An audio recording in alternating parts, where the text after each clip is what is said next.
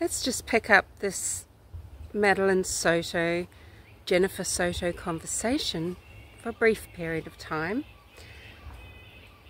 Rather than doing a live, I'm just not up for it. But I don't want this to come across as really invasive of what skerrick of privacy Madelinesoto might have left with regards to her short life, okay? But I want to talk about, I want to talk about a lot of things, particularly things that her mother Jennifer says. Her comment that she always told Stefan, not just, I'd recently told him, I always told Stefan, I don't want this to turn into a Woody Allen situation. You know, don't you dare fall in love. Don't you dare take it beyond anything. Don't turn it into you and her as a unit and I'm out in the cold. Oh, no, no, no. Anyway, I want to talk about precocious pregnancy. I don't think anyone is discussing this. I'm just going to show you. Look at that. Can you see that beautiful, big, fluffy kookaburra there? Okay, so no one is talking about precocious pregnancy and what the connotations are around Madelinesoto and the abuse that she was subjected to over many years. So there is a big American study. It is American. It does take into account racial backgrounds. So, you know, Latina, Hispanic, African American, Asian, Caucasian, etc. And sometimes early onset or precocious puberty is the cause of harassment for especially girls, but boys as well. We probably realize this because of the number of female teachers that are being arrested for having sexual misconduct with their students. But you know, the stress of child sexual abuse, the hormones, how they're affected in the body, is proven to bring on precocious puberty, and menstruating at 9 years old is precocious puberty. Breast buds by 8 years old might be usual. Around 10, pubic hair could develop, and between 12 and 13 years old, menstruation would actually begin. And any one of these things appearing early is precocious puberty. And of course there are lots of things to take into account, and as I said, sometimes racial background plays a part, but you know, we're not sure of the environmental factors and things like this. People are talking about, you know, hormones and food and just our general, our wealth with food being available and the nutrition available in general. But we're not really sure. They say 90% of it is idiopathic in general, but this study will tell you what most of that idiopathic cause is, and it is sexual abuse. And this can include penetrative, but it doesn't have to be, but it's usually some sort of genital abuse. So Maddie menstruating at 9 years old having a douchebag loser loner hanging out with her 24/7 on and off. These are things that people with a duty of care should have been recognizing and doing a little bit more investigation because of. So counsellors at school, doctors, you know, a therapist, they should have been looking at this as a cause. The abuse was, the median age for these people in the study, these victims, was 7.8 years old when the abuse started, and it would go for an average of 24 months. Maddie endured Stefan, you know, oh, no squeezing. How little, she was just a little bubby. Oh, no squeezing, she says. Okay, much younger than 7.8 years old. And, you know, clearly just being groomed and getting used to the touch. And brain dead Jen is paying zero attention. She's just so happy to have someone in her life. Even though she recognizes he is useless, he's not stepping up to the plate. He's not a provider. What does he do? They're not having sex half the time. And she knows he's got some interest in sexual activity, and she knows what it is too, you know. And yet, you know, he's in her home.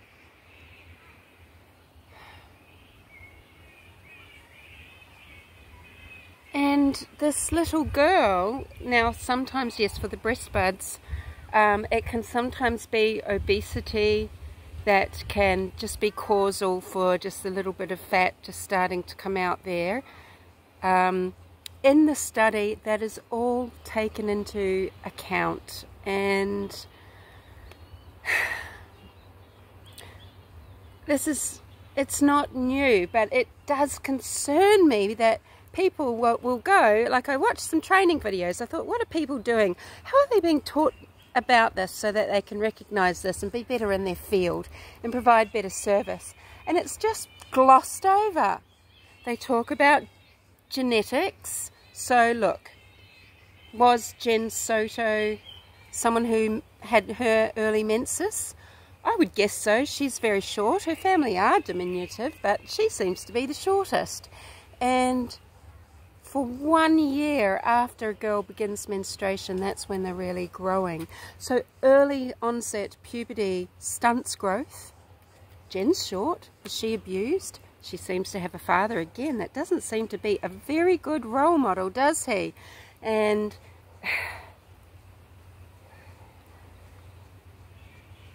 genetics are taken into account.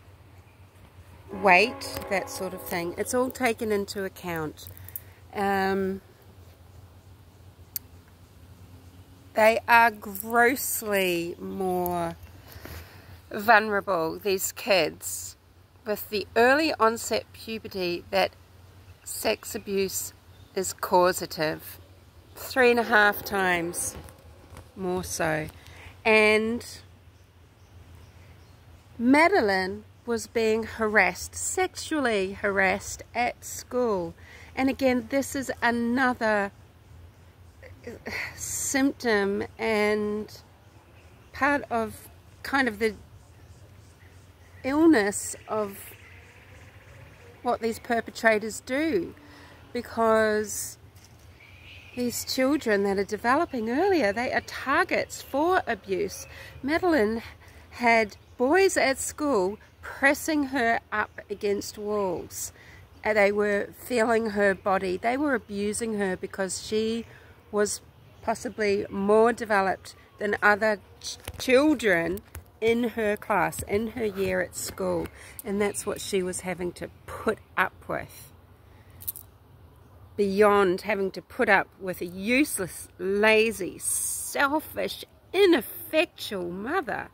And this creepy, demonic, disgusting stepfather. Oh, and there's a term for these mothers. Sorry, I just had to pause. I've got terrible allergies. Hold on, I need to sneeze. So the factors are, there is the absence of the biological father. There is the presence of a father figure, and this can be stepfather, so somebody who has married this, you know, the mother, the biological mother. Stepfather, it could be a boyfriend, just, you know, a partner, just this father figure, basically, who I'm coming to see as, you know, this invader, okay, and the participation of a non-abusing biological mother. That's how the study puts it, the participation of a non-abusing biological parent, usually the mother, it says. Really, even though the abuse had already begun, number one, Jen's low self-esteem, absolutely, practically non-existent self-esteem, so that's not necessarily her fault, whatever the foundation is of that, but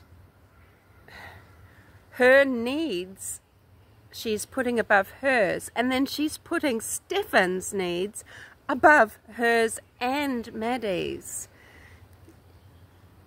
Always, you know, this is, I'll talk another time about, is this possible codependence, or is she just, you know, this dropkick who sadly was the victim of narcissistic abuse. These things can look similar, but they're not the same, you know. Oh, look, I don't want people to think that I would use such terrible terminology and vernacular about all people that find themselves in this situation. I mean, this is very specific to Jennifer Soto. I'm not saying that she hasn't been groomed into that life, but she was not protective. She was not a mama bear. She made it easy. She was making everything easy for Stefan. She couldn't have made it easier. And, you know, the comment about, sorry, I've been yelling the whole time, haven't I? The comment about Woody Allen and that type of relationship where, you know, did this turn her into, you know, someone, you know, the wicked witch out of Sleeping Beauty? You know, Maddie's poisoned apple. Here are your meds. Maddie's poisoned apple. Go sleep in the bed. Was it not Stephen Stearns coming down partway through the night to use the bathroom? Was it Jennifer Soto getting up to use the bathroom and going upstairs? Thud. I mean, it might have been a lot louder, right? Imagine being able to, yeah, discover it, be so enraged because all your fears, you know, even though we think she knew, right? Because a lot of people do think, I'm starting to ramble, I'm a bit tired. A lot of people do think that Jennifer Soto might have killed Madeline, and I did think that at one point just because of her lies. But, you know, this could be just codependent to the end, right? Codependency, one clue to that, I couldn't think, you know, I think it is a type of code. I think it's a way they're used to talking about their lives to others so that everything is mystical and murky and disguised. You know, the we, I, me, you, he, him, us. I think it's purposeful, but I also think that we is possible codependency speak, you know.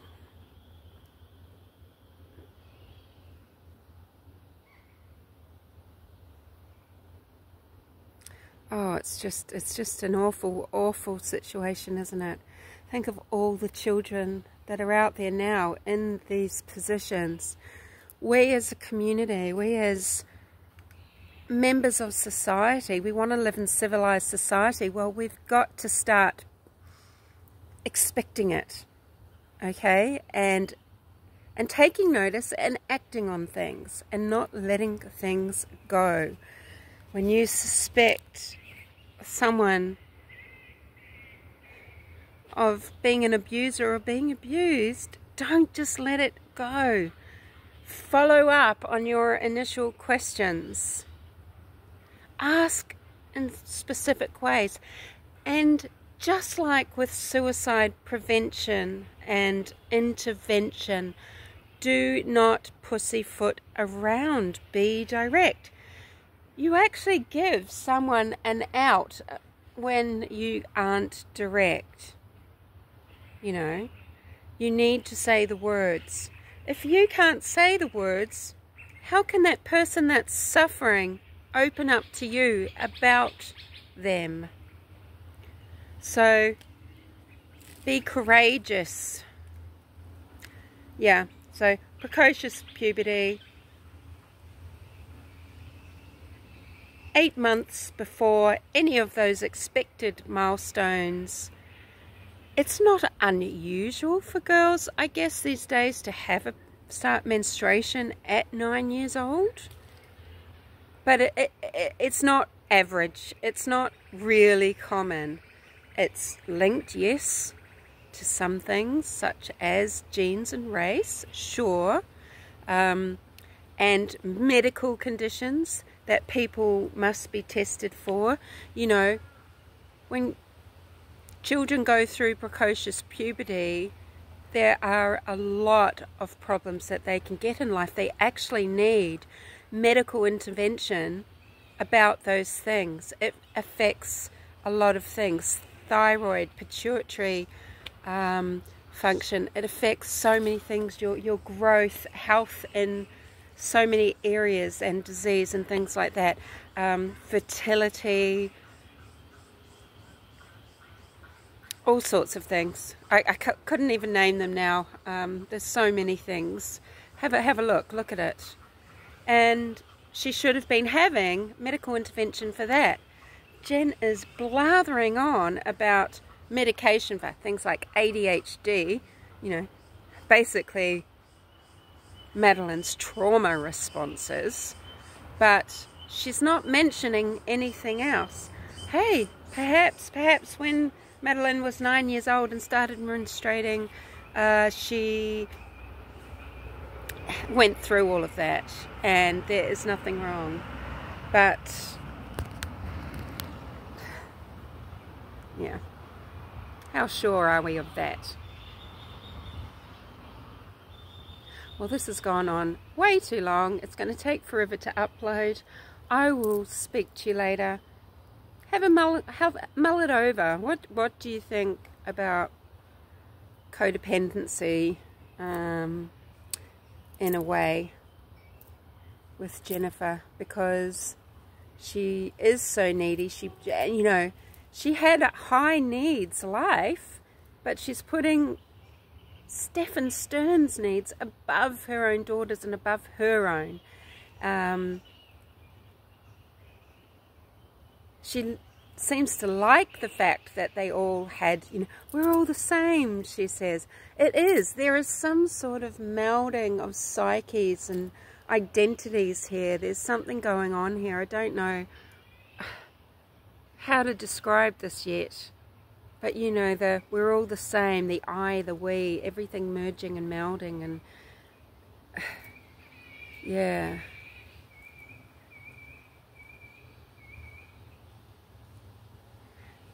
She's just told too many lies. She's just told too many lies. Lies about Sunday night, Monday morning. Lies about sleeping arrangements. Lies about who's spending what time with Maddie. All the practically never scenarios, or on occasion, very odd occasions and things like that. 100% this and that. It's all, she's a master at murkiness. It's all very purposeful.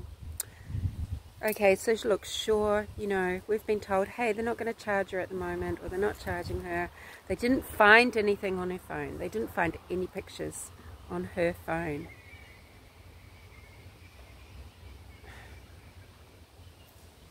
Anywho, I'll see you later.